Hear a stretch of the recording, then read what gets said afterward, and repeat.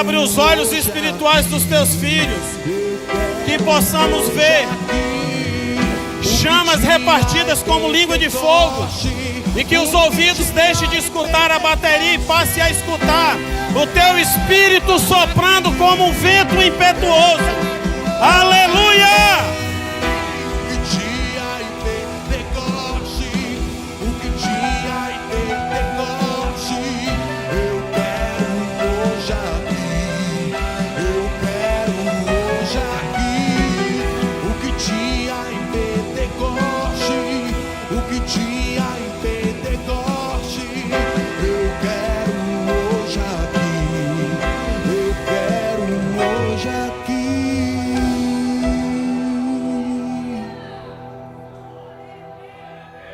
Aleluia.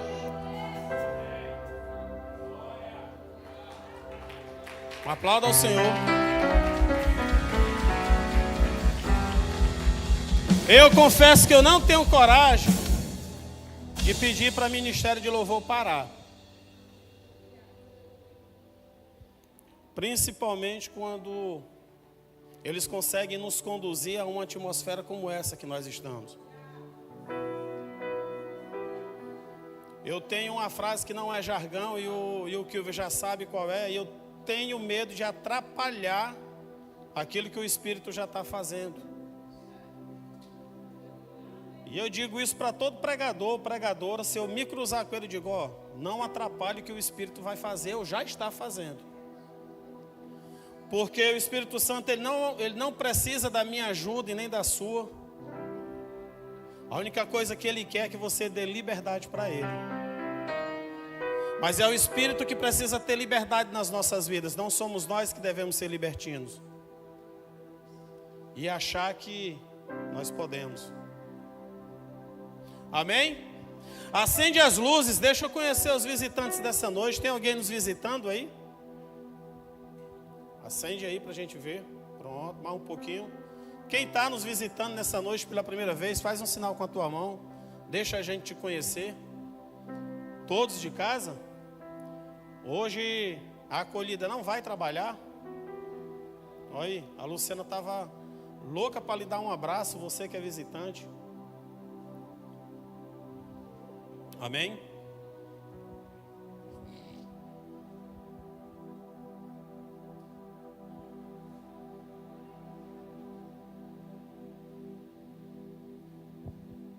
Amém? Ninguém? Deixa só uma fila dessa de luzes no meio acesa, que para mim já fica bom, para não apagar tudo. Isso, tá bom.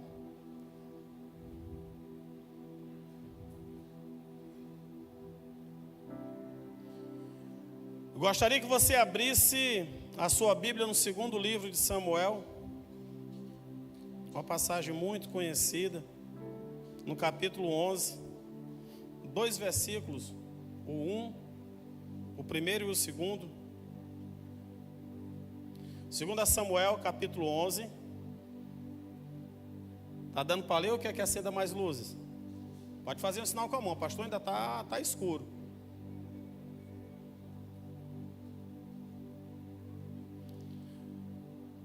No segundo livro de Samuel, no capítulo 11, nos 2 primeiros versículos, vai dizer o seguinte: na época da primavera, no tempo em que os reis costumavam sair para as batalhas, o rei Davi enviou Joabe e com ele os oficiais e todo o exército de Israel. E eles destruíram os amonitas e sitiaram Rabá. Entretanto, Davi permaneceu em Jerusalém. Um dia, após o almoço, Davi levantou-se e, depois de ter dormido um pouco, e foi passear no terraço do Palácio Real. No terraço avistou uma mulher que banhava-se e notou que era uma mulher muito bonita. Só até aí. Senhor Deus e Pai, em nome de Jesus, nós te agradecemos, ó Deus, por aquilo que o Senhor tem preparado para essa noite. Senhor, nós já te agradecemos, ó Pai, porque é notório que o Senhor recebeu a nossa primeira oferta da noite, que é os nossos louvores, que é a nossa adoração. Senhor, em nome de Jesus, ó Pai, agora que o Teu Espírito possa vir falar a essa casa, a essa igreja, que essa noite venha a ser uma noite de respostas para aqueles que buscam respostas. Senhor, que essa noite venha a ser uma noite, ó Pai, uma noite de comunhão e presença com Teu Santo Espírito. Então, assim como nós adoramos e louvamos na última letra desse último hino, do último louvor, que o que aconteceu em Pentecoste, que isso também possa acontecer aqui. O Teu Espírito é o mesmo, o Senhor ainda é o mesmo ontem, hoje e ainda será para sempre. Então, por favor, Senhor, faz mais uma vez. Mais uma vez. E você que crê diz amém.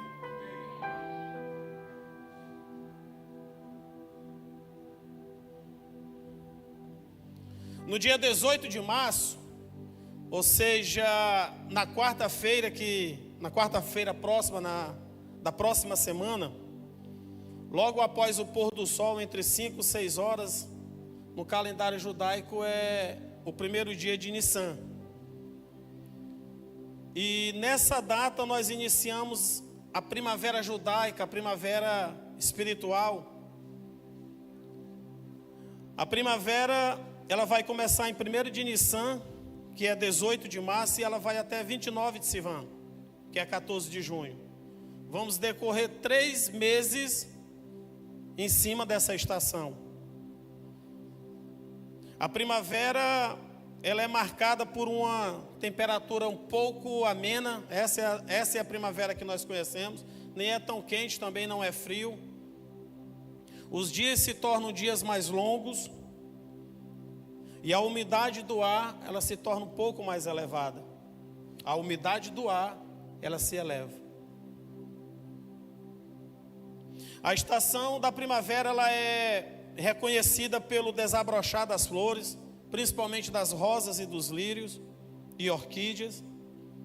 É na primavera que muitos animais que no período do inverno, isso principalmente em países que o inverno é mais pesado, animais entram no período de hibernação e logo nessa primeira semana da primavera é o período que eles começam a sair das suas cavernas, digamos assim, das suas tocas e voltam para a sua vida normal. A primavera, ela é também considerada a estação dos melhores frutos, dos melhores grãos, principalmente da cevada, do trigo e do figo. É uma estação adequada para rebanho. A primavera é considerado o melhor período para se arrebanhar. Quem está entendendo? É na primavera que as possibilidades do rebanho são mais favoráveis e são melhores. Da última vez que eu preguei nesse altar, que eu falei acerca de casas, e dentre as casas que eu falei de Belém, que é Casa do Pão, e eu fiz uma comparação, uma analogia, porque pastor vem de pasto, é aquele que oferece, é aquele que é responsável de levar pasto para o rebanho. E eu fiz uma comparação com o padeiro, que é responsável por fabricar outro alimento, que é o pão. E eu até disse que poderia ser até interessante chamar pastor também de padeiro. Mas é na primavera que é o melhor período para se cuidar de rebanho. E como esse tem precisado ser cuidado. E como esse rebanho que nós temos aqui, e a gente tem se preocupado com isso, a gente tem chorado, a gente tem orado, a gente tem clamado, tem pedido perdão, para que esse rebanho não pereça. Mas antes de entrarmos na primavera, tem algo que me preocupa muito. Antes de entrarmos na primavera, nós precisamos entender que nós ainda estamos no inverno. E o problema do inverno, de todos os anos eu estou falando de forma espiritual, porque quando nós decidimos, por iniciativa do nosso apóstolo, de trazermos uma palavra em cada virada de estação, não é simplesmente uma palavra para ficar no conhecimento, no campo do teu conhecimento. É uma palavra para que a gente possa entender e nos preparar para algo que pode vir sobre as nossas vidas. Nós acabamos de ler e percebemos que o texto diz que a primavera é a estação de quê? É uma estação propícia à guerra. Se a primavera, ela é uma estação propícia para se guerrear, o inverno seria o quê? Para quê? Para se preparar para a guerra. Agora, quantos aqui têm se preparado para essa guerra? Aonde as características do inverno faz os animais hibernar, e quantos de nós não hibernamos nesse período? Quantos de nós não dormimos nesse período? Todo mundo conhece essa história desses 2 primeiros versículos que eu acabei de ler. Todo mundo sabe a história que vai dar, a consequência que vai gerar, não só na vida de um homem chamado Davi, mas na sua família, em todo o reino e consecutivamente em toda uma nação. A gente percebe que o segundo versículo que nós acabamos de ler, diz que Davi, logo depois do almoço, ele foi fazer o quê? Vocês estão comigo? Foi cochilar, ele foi dormir. Vocês percebem o perigo de, num período de guerra, você decidir dormir? Vocês percebem o efeito dominó que pode acarretar pelo simples fato de eu decidir dormir num momento que não é para dormir? E como eu estou dizendo, o inverno ele é muito característico nisso. Em que, pastor? Em nos colocar para dormir. Nós percebemos que o inverno, fisicamente falando, ele é muito confortável. Choveu, a gente diz o quê? Eu não vou sair. A gente desmarca programas, a gente chega atrasado no trabalho, muitas vezes até não vai, falta, porque está o quê? Dormindo. Porque está chovendo, porque está frio.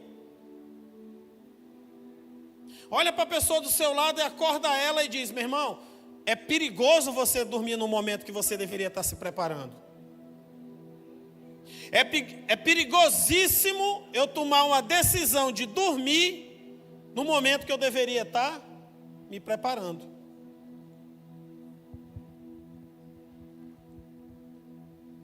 Coloca o flyer da temática da noite, por favor.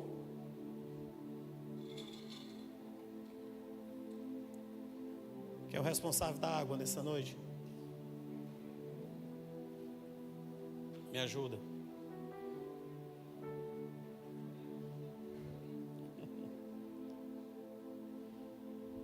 Na primavera, todo dia é dia de guerra.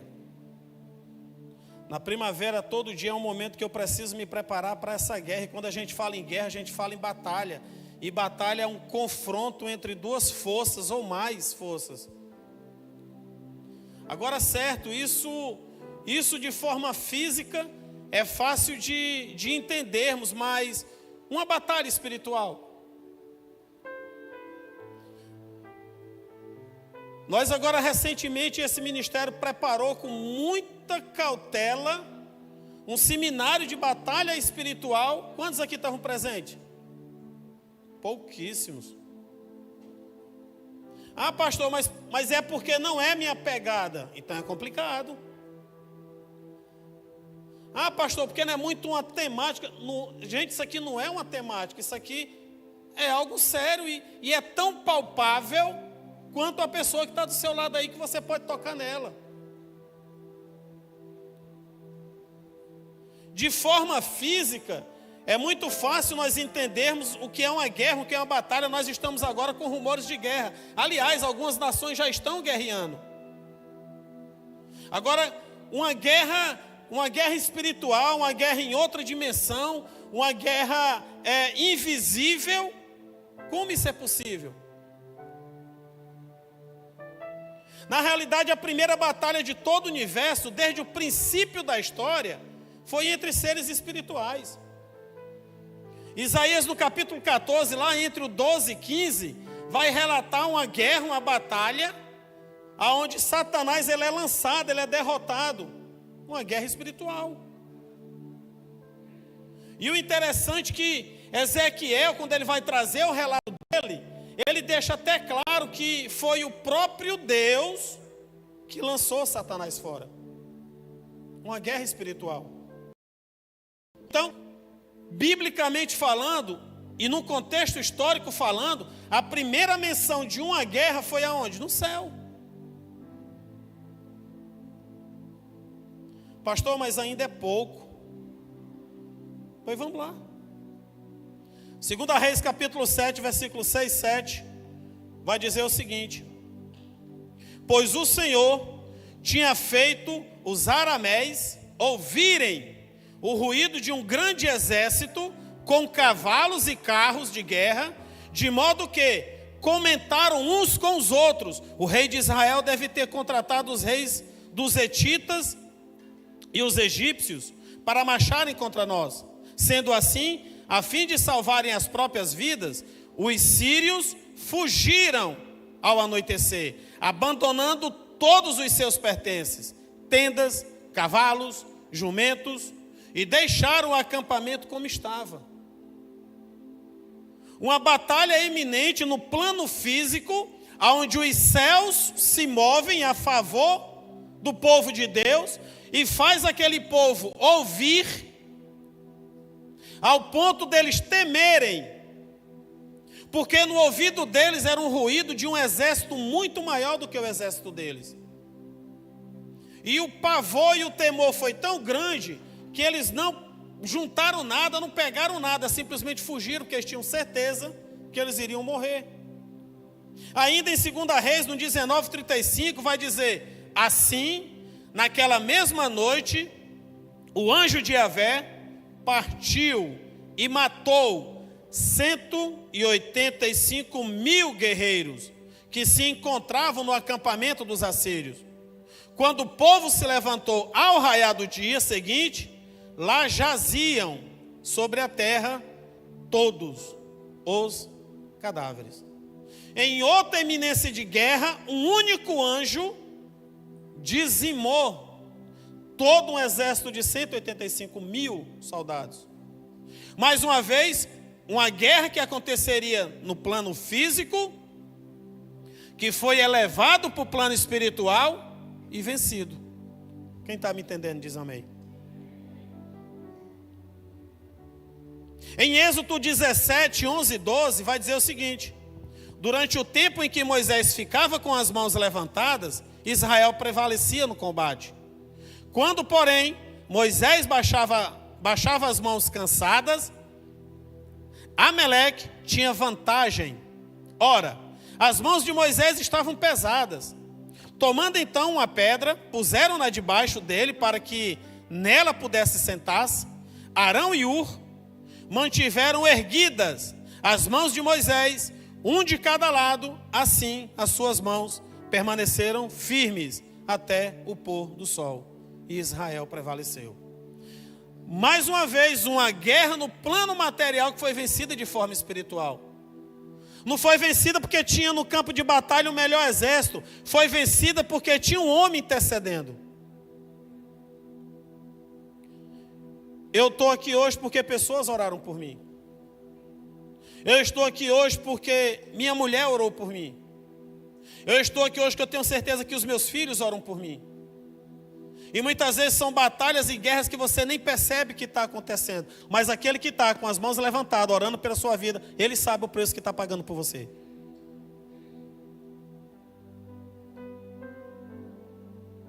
A melhor forma de se ganhar uma batalha é você entendendo e erguendo as suas mãos.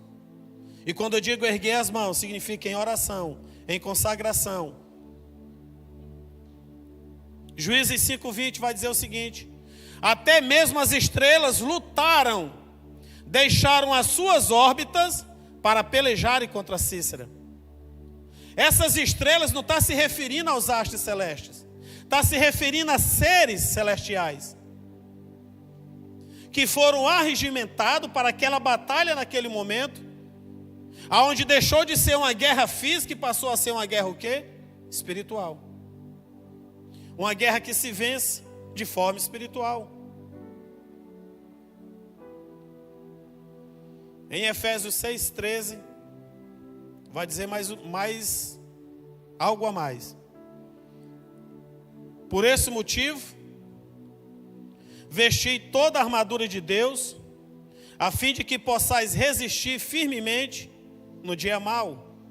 E havendo batalhado até o final, permanecereis inabaláveis, sem retroceder. A primeira frase diz, por esse motivo, repita, por esse motivo. Mais uma vez. Bota ênfase nessa frase, por esse motivo. Agora olha para você mesmo, não quero nem que você olhe para a pessoa do seu lado, quero que você olhe para dentro de si e pergunte para você qual é o motivo que você tem de estar aqui. Porque um soldado que ele não tem uma motivação para lutar, ele já é um soldado morto. Porque um soldado que vai para o campo de batalha só porque ele foi convocado e ele não pode retroceder, mas se ele não tiver um motivo para lutar, ele já está indo morto. O texto diz que essa armadura, ela tem um motivo. Qual é o seu motivo? O seu motivo é a sua família? O seu motivo é você mesmo? Igreja, por favor, qual é o teu motivo? Qual é a tua motivação? É por esse motivo que você precisa vestir uma armadura. E o texto diz que para suportar o dia mau, mas espera um pouco, qual é o dia mau? Projeta a próxima imagem. Qual é o dia mau? Mateus 6,34 vai dizer o seguinte: suficiente o mal que cada dia traz em si, cada dia é suficiente que a cada dia tenha ou traga o mal em si mesmo. Em algumas traduções mais simples tem que a cada dia já traga o seu próprio mal. Então todo dia é dia mal. Só que muitas vezes quando nós olhamos para essa temática que Paulo fala em Efésios, é como se o crente, pastor Kivo, precisasse se preparar para um momento que ele não sabe qual é o momento. E muitas vezes a gente não se prepara porque a gente não sei nem quando é que esse negócio vai acontecer. Então por que eu vou me preparar? Agora só que a própria Bíblia, o próprio Jesus, ele diz, todo dia já tem um dia mau. Aquele melhor dia da sua vida que se eu perguntar e você pensar, foi o dia que eu tive meu melhor final de semana, o mal já estava ali. Você só não percebeu, graças a Deus, e não lhe alcançou. Mas nós não devemos esperar um dia de um óbito, não devemos esperar um dia da perda do emprego, não devemos esperar o dia que a minha empresa vai falir, para que eu acredite que é o dia mau. Não é o dia que eu acordo, o pneu do carro tá furado, o pneu está seco, eu abro o porta-mala para pegar o step também está seco. Aí eu tento chamar um Uber e eu não consigo. Decido ir para a parada do ônibus, quando eu vou chegando o ônibus passa. E você arranca os cabelos e diz, meu Deus, hoje é o dia mau, não é nessa temática. Todo dia é dia mau. Todo dia é o quê? Todo dia é o quê? Então por que você ainda não está preparado? Se eu entendo que todo dia é um dia mau, existe um mal naquele dia, então por que eu não tenho motivações? Quando acontece um crime, um dos primeiros pontos que precisa ser analisado é a motivação. Aí depois vem a dinâmica do crime, mais ou menos isso. Mas a motivação, por que isso aqui aconteceu? Por que levou A fazer isso com B? E como foi a dinâmica para que isso aconteça? E a minha pergunta nessa noite, eu vou continuar te cutucando. Qual é a tua motivação? Nós estamos entrando na primavera, que é uma estação de guerra, mas você no inverno não se preparou para essa guerra. Preferiu dormir. Como foi dito, nós preparamos aqui um seminário de batalha espiritual e poucas pessoas entenderam a real motivação disso tudo que foi feito aqui. Mas quando é o dia mau? João 17, no versículo 15, ele vai acrescentar. Jesus em oração, ele diz mais ou menos assim: não oro para que os tire do mundo, mas sim para que os proteja do príncipe deste mundo. Eles não são do mundo, como eu também não sou. Senhor, eu não quero que o Senhor tire eles do mundo, mas eles não são do mundo. Os evangelhos é cheio de paradoxo.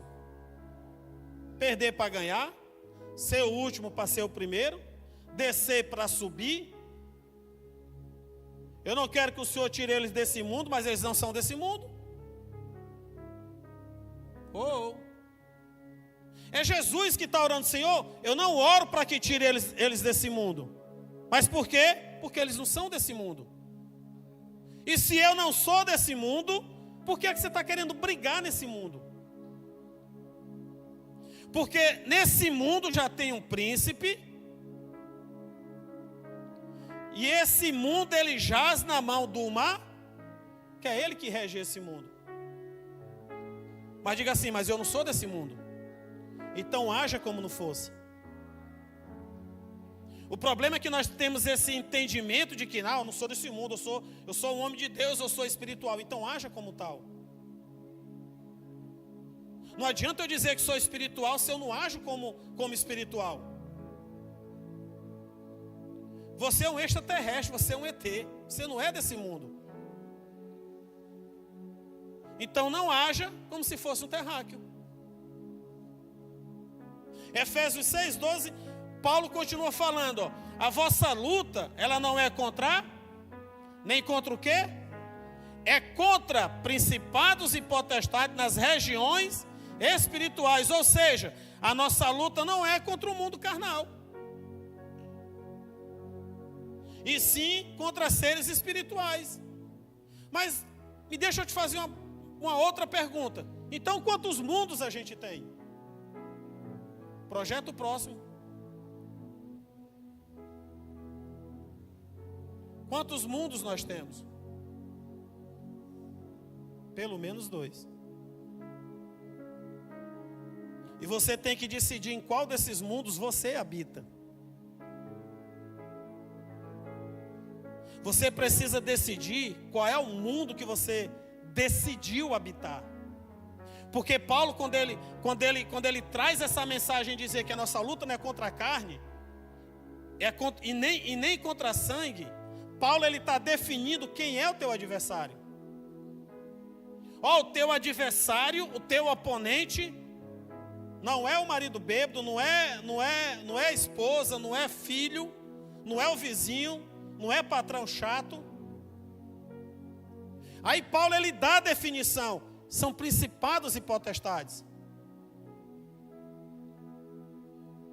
Nesses dias eu e Wanda conversando, lembrando um pouco da história da gente. Aí a Wanda fez uma lembrança que logo depois que nós reatamos, que o Espírito Santo começou a trabalhar na vida da gente e nos trouxe de volta, que nós começamos um processo de tratar o nosso relacionamento, tratar o nosso casamento. A Wanda disse que me viu, que olhou para mim e disse: eu não voltei para dentro de casa para ter a mesma vida que eu tinha. Porque não dá para ter mudança se eu ainda caminho no mesmo caminho que me levou a perda, a dar com a cara na parede. Agora só que certa noite eu cheguei em casa, acho que não sei se eu estava bêbado, estava que eu só via bêbado. Estava tão bêbado que esqueceu que estava bêbado. Mas a Wanda teve uma visão de que ela olhou para mim, ela me viu subir na escada, e atrás de mim viu uma fila a perder de vista de entidades que me acompanhavam. E naquele momento Deus falou no coração dela e disse: não é o teu marido que é o teu inimigo, está aí, ó, teus inimigos. Enquanto você continuar tentando resolver os problemas de vocês de forma humana e física, brigando, batendo boca e por aí vai, você não vai resolver nunca. E o Espírito Santo fez assim: deixa eu te apresentar quem é o teu inimigo. E nessa noite você precisa gerar essa consciência, não é porque eu estou pregando, é porque as Escrituras dizem: ei, teu inimigo nunca vai ser a carne. O teu inimigo nunca vai ser o sangue. O teu inimigo vai ser aqueles que agem na carne e no sangue.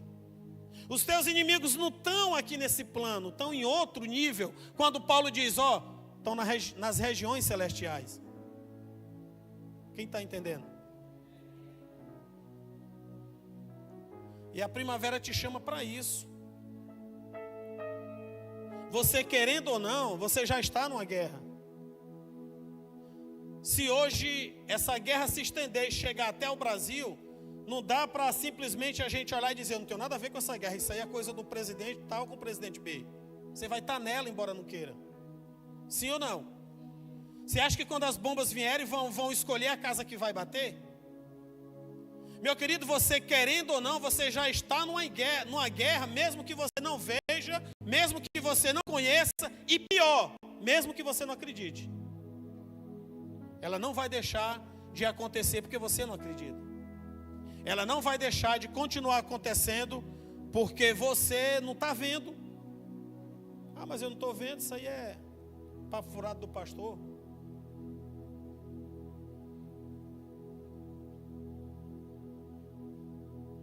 Querendo ou não, você está numa batalha.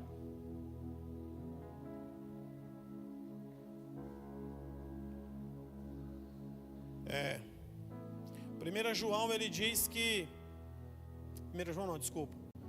Em Mateus 26, 41, Jesus diz: vigiai e orai para não cair em o Espírito o quê?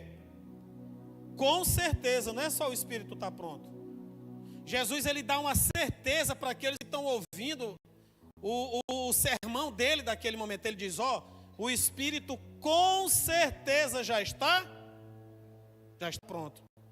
Mas a carne é fraca. O Espírito já está.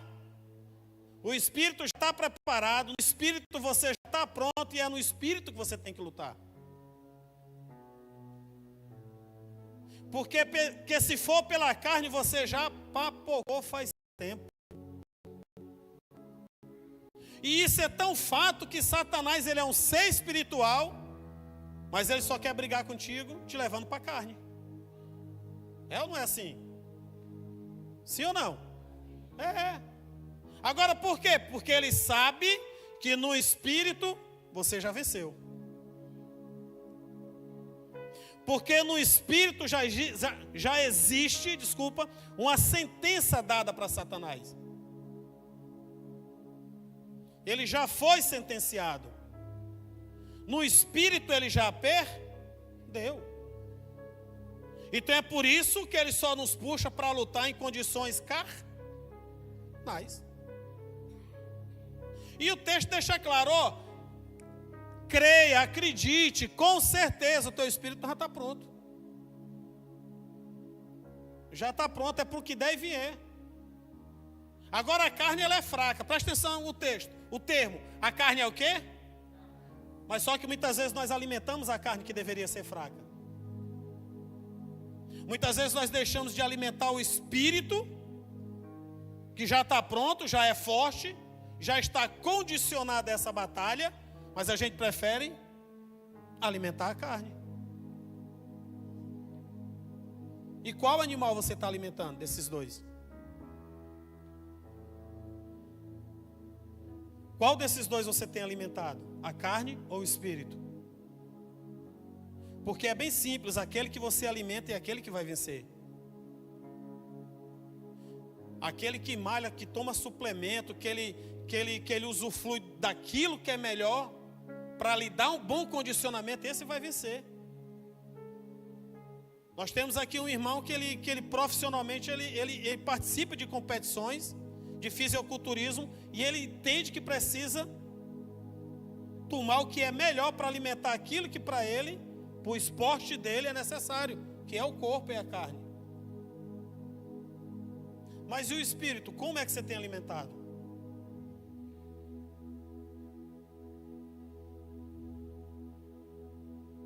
Gálatas 5,17, Paulo continua dizendo: porquanto a carne luta contra o espírito, e o espírito contra a carne.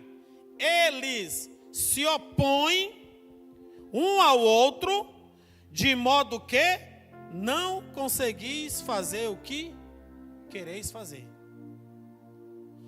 Paulo, mais uma vez, ele traz um esclarecimento e deixa claro: sempre vai ter essa guerra que você tem, e eu também, com a gente mesmo, da carne com o espírito. A gente percebe em outra citação, Paulo diz: eu não sei o que é que eu faço, o bem que eu quero fazer, eu não consigo, mas o mal que eu não quero, isso eu acabo fazendo. A gente percebe uma luta interior dentro do homem, isso é fato. Isso é fato. Naquilo que você mais pecou, naquilo que você mais caiu, é aquilo que Satanás coloca para você. Ei, Satanás não te faz pecar, ele só vai mostrar o menu. Ele só vai te mostrar o cardápio. E você é que vai com o dedinho escolher o que você quer fazer e que quer. Ele pode até colocar na mesa, mas é você que vai decidir comer ou não. E sempre vai ter essa luta da carne com o espírito. Paulo deixa claro, sempre vai ter. Então, quem é que você está alimentando para ser vencedor? Em Cristo nós somos mais que? Mas é em quem? Então é espiritual. Ah, mas em Cristo eu já sou vencedor, certo? Mas em que plano? Em que mundo? Você é vencedor? Ou é só uma mensagem de camiseta ou de adesivo de carro? Mais que vencedores. Bonito. Mas em que ringue você está lutando para ser vencedor? No daqui de baixo, da carne? Ou no espiritual?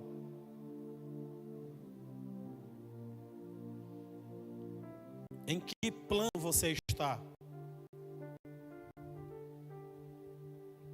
Coloca a próxima ilustração.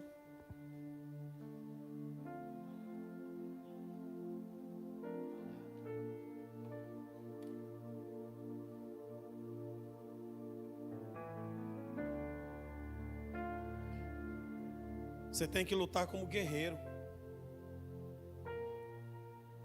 Eu volto a te dizer que, independente de qualquer situação, você concordando ou não, aceitando ou não, essa guerra já está acontecendo. Se você parar para pensar, você vê ela acontecendo dentro da sua casa. Você vê ela acontecendo no teu dia a dia. Você vê ela acontecendo no teu ambiente de trabalho. Vai chegar um ponto que você vai notar que para onde você for, você está em guerra. Eu tinha um irmão que ele era da Universal, e na época eu era bem mais batista. Aí quando eu esquecia que eu cumprimentava ele, que eu desejava a paz do Senhor, eu não gostava da resposta dele. Mas hoje eu acho que é a melhor resposta que nós deveríamos dar. Não só em responder a paz, mas sempre que eu chegava para ele, pastor, eu dizia: a paz do Senhor, meu irmão. Ele: paz nada, eu estou em guerra. Eu digo: fala, meu Deus. E não tem paz? Não, ele disse: tem não, irmão, é guerra direto. Eu digo: fala. E eu discordava daquilo, e hoje estou pregando isso.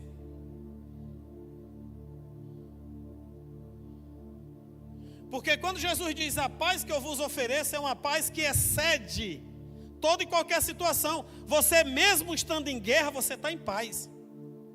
Hoje eu entendo isso. Pode estar o circo pegando fogo, mas você tem uma certeza de paz. Pode estar enchente caindo, mas eu estou em paz. Eu sei que o meu Redentor vive. A guerra está acontecendo, mas eu estou em paz, porque eu sei que eu lutando com as armas certas, no ambiente correto, eu já venci.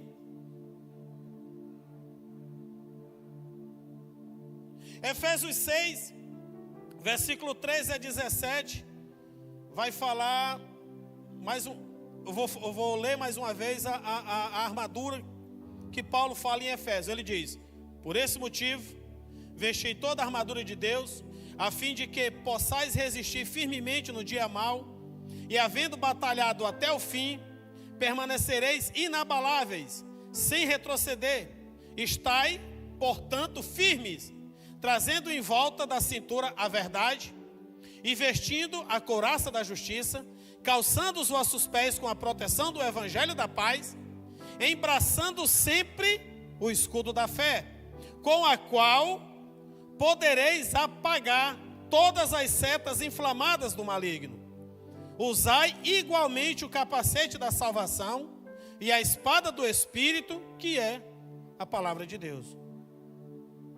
Em Efésios 6, fala de uma armadura e de peças dessa armadura. Agora começa dizendo que, por esse motivo, vestir a armadura de quem? De Deus. Por esse motivo, vistam a armadura de... Lá em 1 Samuel capítulo 17, eu acho que pelo 38, vai falar de uma armadura que tentaram colocar em Davi, mas a armadura não era dele, de Davi, nem tampouco a armadura de Deus.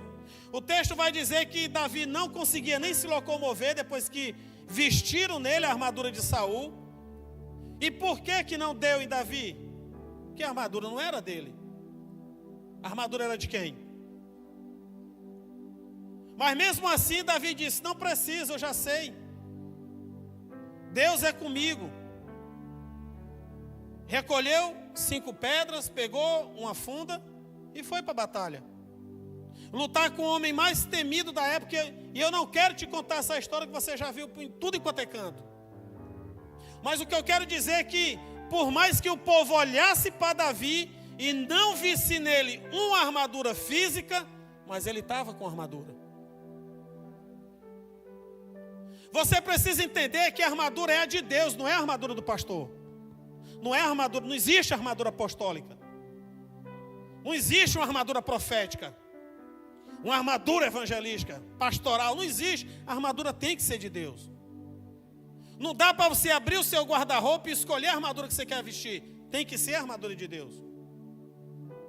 Porque se você tentar vestir qualquer outra armadura, você não vai conseguir se movimentar. Aí eu te faço uma pergunta para autoanálise. Como é que você tem se movimentado? Pastor, eu tenho me movimentado com dificuldade. Tem dia que eu não quero vir para o culto. Eu acho que você não está usando a armadura de Deus. Pastor, eu ando muito chateado, ando magoado, não sei. Então você está se movimentando com dificuldade. E se existe dificuldade na sua movimentação, olhe para a pessoa do seu lado e diga: qual é a armadura que você está usando então? Porque a armadura de Deus vai trazer uma leveza para você. O primeiro item, próxima ilustração para a gente partir para o final. Vai falar do cinturão da verdade. O interessante é que João capítulo 8 vai dizer que conhecereis a verdade vos libertará. E não tem nada que aprisione mais. E é por isso que eu percebo nessa ilustração de um cinturão, de um cinto. Porque ele abarca, ele prende. E não tem nada que aprisione mais a vida de um crente do que mentira.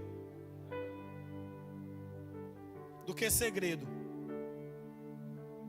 Vai tornar você vai tornar você cativo de mentiras, refém de Satanás. Em algum momento isso aí vai vir à tona. Quem está me entendendo? E se Satanás é o pai da mentira, e eu me relaciono com a mentira, em algum momento você vai ter visita do sogro. Ninguém riu, ninguém entendeu então. Se Satanás é o pai da mentira e eu tenho um relacionamento com a mentira, então Satanás é meu sogro. Em algum momento ele vai me visitar, porque ele vai ter essa liberdade.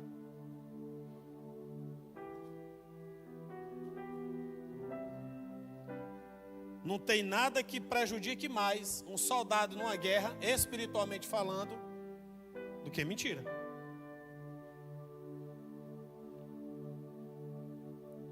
Próxima ilustração. O próximo item vai dizer que é a couraça da justiça. O interessante é que lá em Salmos 7, versículo 11, diz que Deus ele é o justo juiz. Então Deus ele não é um juiz qualquer, porque juiz qualquer a gente já tem um monte por aí. O texto diz que ele é justo, a sua balança não pende nem para a direita nem para a esquerda. Ele é imparcial, aquilo que ele vai julgar. E couraça não é nada mais, nada menos que algo que precisa cobrir as minhas costas, a minha retaguarda. E quem é que tem trazido cobertura sobre a sua vida? Quem é que tem te dado cobertura para que você possa entrar nessa batalha? Deus ele é justo e ponto final, querendo ou não. Não interessa se a justiça dele não vai bater com a sua, mas ele está sendo justo. Talvez agora você não possa perceber que Deus está sendo justo, mas ele está, meu querido. Ah, Deus é injusto, que eu perda tudo. Será que na ótica humana foi justo o que aconteceu com Jó? Será que se analisarmos houve justiça? Ali houve. E Deus ao longo do livro vai mostrando a sua justiça. Mas o que eu quero trazer com isso é que você entenda que você precisa estar guardado, a sua retaguarda guardada com aquilo que é justo, e não tem outro que é mais justo do que ele.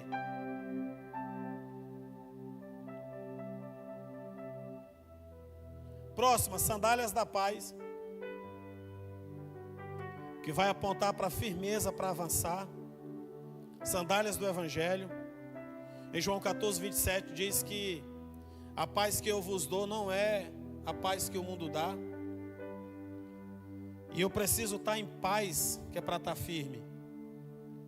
Não existe nada que vá trazer uma firmeza maior para você do que você saber que está em paz, de que Deus está no controle. Muitas vezes a gente abre a boca e diz, Deus está no controle, mas até onde Ele está no controle? Até onde você está firme e seguro, está em paz com o que tudo está acontecendo ao teu redor? Escudo da fé, próximo. Hebreus 11, no versículo 1 vai dizer que a fé é a certeza das coisas que a gente não vê, mas é o firme fundamento daquilo que eu espero. Então ele deixa bem claro que é algo que eu não vejo, mas eu espero que aconteça. Eu gosto de dizer que é algo que está aqui no plano invisível, mas eu quero materializá-lo. Quando aquele centurião diz, Senhor, o Senhor não precisa na minha casa, basta dar uma ordem. Eu vejo nitidamente aquele homem materializando a fé dele. E ele diz, basta dar uma ordem que eu acredito, que eu sei que o meu servo vai ser curado lá em casa. Não precisa ir lá para impor as mãos. Jairo, quando procura Jesus, ele chega dizendo, Senhor, se o Senhor for lá em casa, impor as mãos e orar sobre minha filha, ela vai ser curada. Mas aquele centurião, não precisa ir lá em casa, Elizabeth, libera só uma palavra. É uma coisa que eu não vejo, está enferma, está morrendo, mas basta uma palavra que eu sei que ele vai ser curado. E é tão fato que quando ele chega em casa, que encontra o servo curado, ele pergunta que hora foi, que momento foi. Foi o momento que a palavra foi liberada. E que palavra você tem liberado para esse mundo? E que palavra você tem liberado para o mundo espiritual? E que palavra você tem lançado? Capacete da salvação, próximo. 2 Coríntios 10, 5 vai falar que dominando todo pensamento carnal para torná-lo obediente a Cristo. Paulo ele diz, dominando todo pensamento que é carnal, para você dominá-lo e torná-lo obediente em Cristo. Capacete aponta para a mente. Capacete vai apontar para aquilo que você pensa. E o interessante é que Jesus disse que todo pecado ele vai sempre começar na mente. Se você olhar, olhou, desejou, já adulterou. Olhou, desejou o mal, já matou. Olhou, sentiu aquela vontade de ter, eu queria que fosse meu, algo tão exacerbado, você já roubou. O texto vai dizer que começa na mente, se descer para o coração, pronto, gera pecado. Eu gosto muito de dizer, apóstolo, enquanto o pecado está na mente, está mais fácil de você resolver. Resolve com Deus.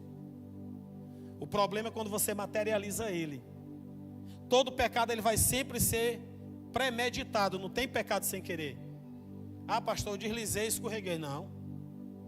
A gente passa a desejar, passa a premeditar e faz com que aconteça. Espada do Espírito. De todos os utensílios, somente um é de ataque, e é a espada do Espírito. Me pergunte por quê, pastor? Não dá para atacar se não for no Espírito, apóstolo. Não dá para atacar se não for no Espírito. A gente voltou para o início da pregação. Não dá para lutar, não dá para atacar se não for no Espírito. Quando diz a espada do Espírito, de quem é a armadura? Mas a espada é do Espírito. A armadura toda é de Deus, mas a espada, ela é do Espírito. E é o único elemento de toda a armadura que é de ataque. Todo o restante é para te defender. Mas não acho que dá para atacar na carne. O melhor ataque sempre vai ser a palavra. Jesus atacou, se defendeu e atacou de volta, mas foi sempre na palavra. Rebateu os fariseus, também foi na palavra. Rebateu os sacerdotes, também foi na palavra. E eu gostaria que você ficasse de pé. Já estou vendo alguns abrindo a boca.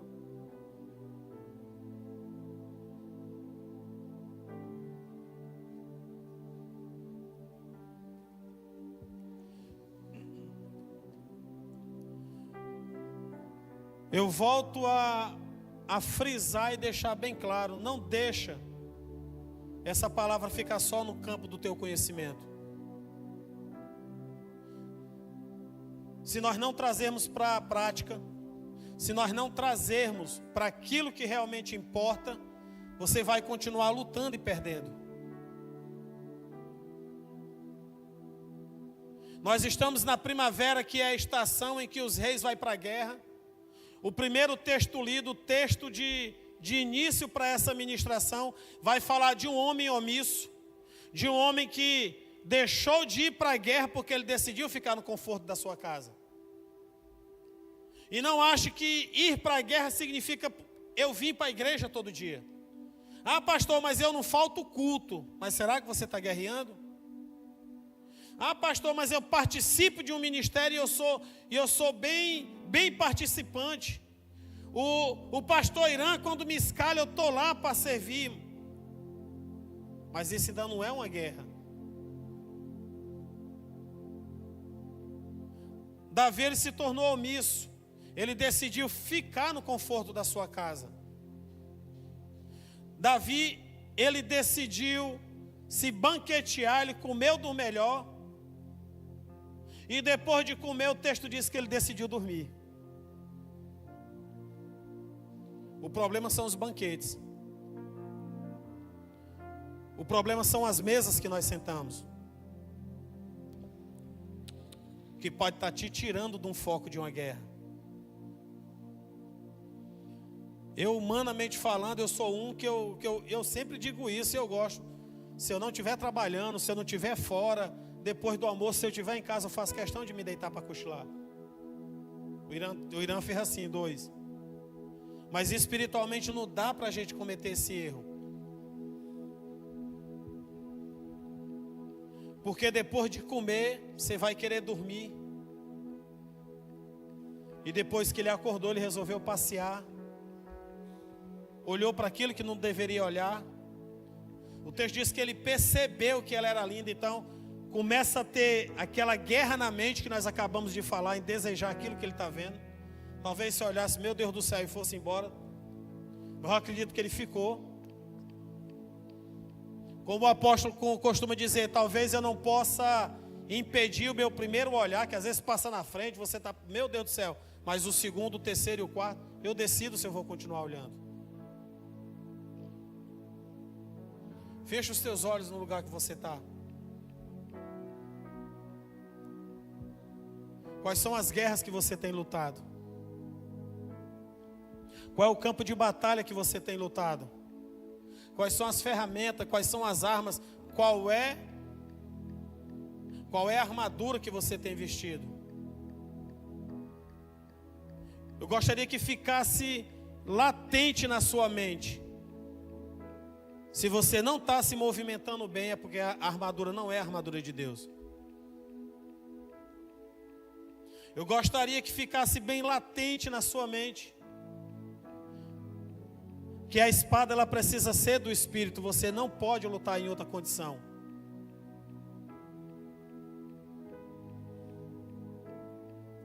E eu gostaria que pela terceira e última vez fique bem latente na sua mente.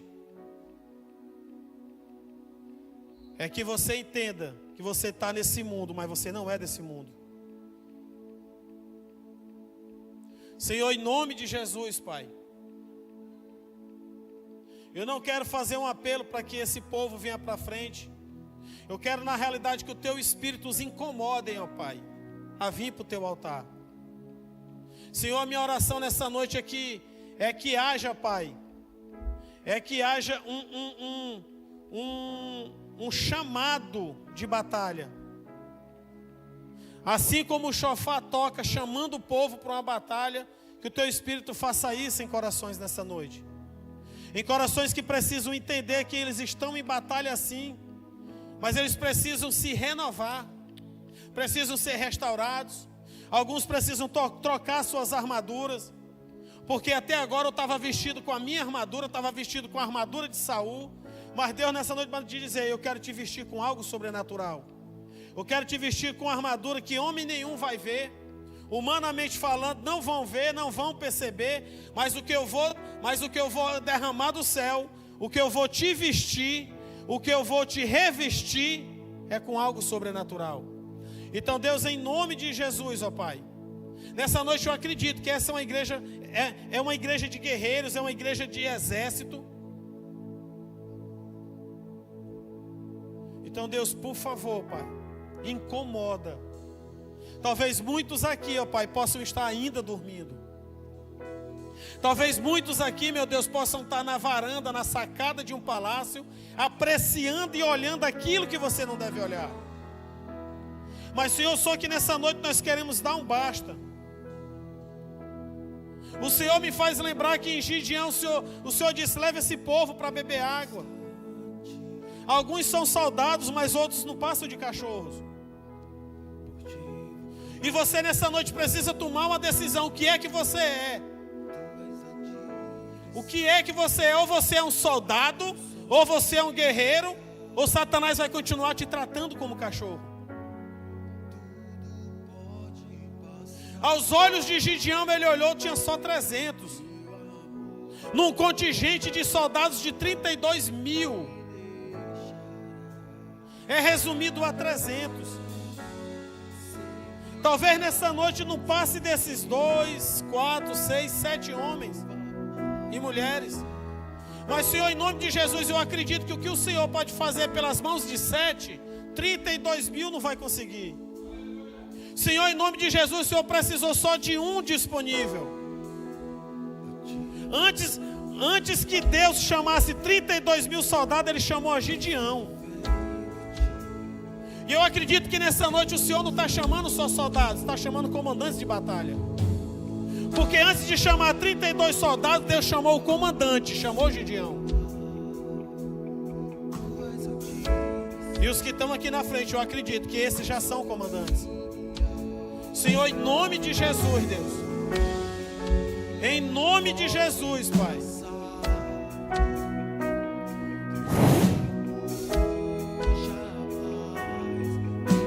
Tem muitos aqui que estão com as suas armaduras amassadas. Tem muitos aqui que estão com as suas armaduras avariadas. Senhor, faz um renovo aqui nessa noite. Não adianta nós entendermos o que é primavera, entendermos o que é batalha espiritual, se nós não tivermos homens e mulheres que se coloquem na brecha.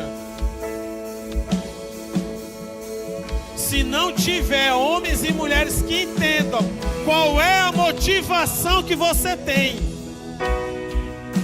Talvez a tua motivação pela tua família já acabou. Talvez a tua motivação pela tua vida profissional já acabou. Talvez a tua motivação até mesmo por essa casa já possa ter acabado. Mas Deus manda te dizer nessa noite, você precisa ter uma motivação. Porque soldado que vai para a batalha sem motivação, você está indo para morrer.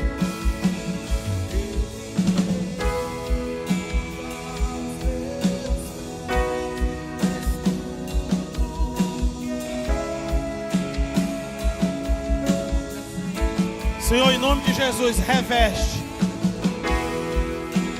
Reveste, Deus. Troca a couraça. Troca capacetes aqui nessa noite.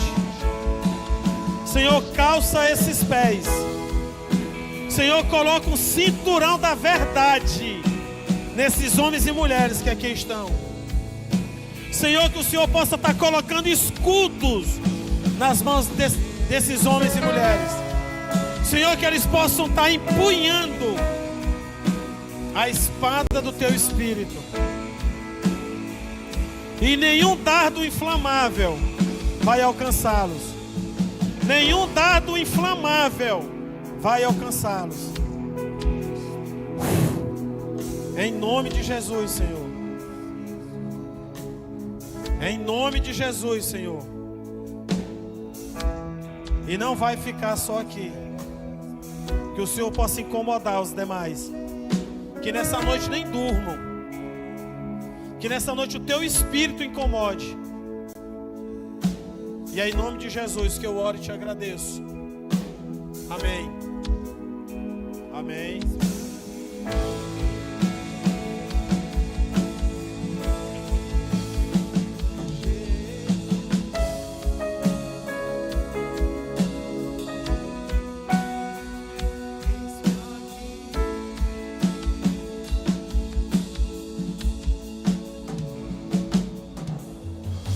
Graça e paz. Começamos em 2 Samuel. Vamos terminar no mesmo livro, 2 Samuel, capítulo 24, versículo 18 em diante.